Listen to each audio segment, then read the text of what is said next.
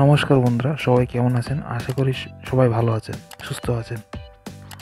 আজ ICC champions trophy নিয়ে কথা হবে, যা ভারতের ক্রিকেটের ইতিহাসে কখনো হয়নি। বন্ধুরা, 2013 এর চ্যাম্পিয়ন্স ট্রফি এর শিরোপা জেতার পর ভারত 2017 এর ফাইনালে খেলেছিল পাকিস্তানের সাথে, যেটাতে ভারতকে হারতে হয়েছিল। 2013 ও 2017 চ্যাম্পিয়ন্স ট্রফি কিন্তু ইংল্যান্ড ও ওয়েলসে হয়েছিল, যেটা এবার হচ্ছে পাকিস্তানে। ভারত পাকিস্তানে না যাওয়ার সিদ্ধান্ত নেয় ও ভারতের সমস্ত ম্যাচ দুবাইয়ে করার সিদ্ধান্ত নেয়।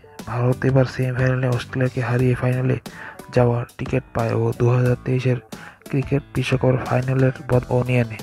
সামনে নিউজিল্যান্ড। দুবাইয়ের মাঠে একই গ্রুপে থেকে দুই দল ফাইনালে খেলবে। এর আগেও এই দুই দল একই গ্রুপে থাকার কারণে দুবাইয়ের মাঠে খেলেছিল। এবার হবে আসল পরীক্ষা, কারণ অনেকেই বলেছিল ভারতকে অনেক সুবিধা দেওয়া হচ্ছে একই মাঠে। তো এবার আশা করি আর কারোর কাছ থেকে আমাদের কোনো কথা শুনতে হবে না। 2017 সালেও একই কাণ্ড হয়েছিল, যখন আমরা একই গ্রুপে পাকিস্তানের সাথে দুটি ম্যাচ পাই, যেটাতে প্রথমে আমরা পাকিস্তানকে হারালেও ফাইনালে কিন্তু আমরা হেরে যাই পাকিস্তানের কাছে। দলনেতা তখন ছিলেন বিরাট কোহলি।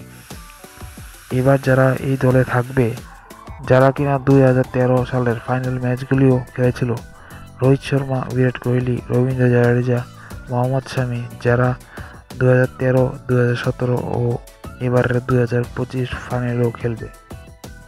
মহেন্দ্র সিং ধোনি পর রোহিত শর্মা ও লাগাতার আইসিসি ইভেন্টসের দ্বিতীয় ভারতীয় ক্রিকেট অভিনেতা হবেন, যিনি 2024-এর টি-20 ওয়ার্ল্ড কাপ ও 2025-এর চ্যাম্পিয়ন্স ট্রফি ও 2023-এর ক্রিকেট ওয়ার্ল্ড কাপের ফাইনালও খেলবে। এটা ঐতিহাসিক ভারতের ক্রিকেট দলের কথা। পরিশেষে এই কথা বলে শেষ করতে চাই, ভারত আবার জগৎ সবার শ্রেষ্ঠ আসনে রবে।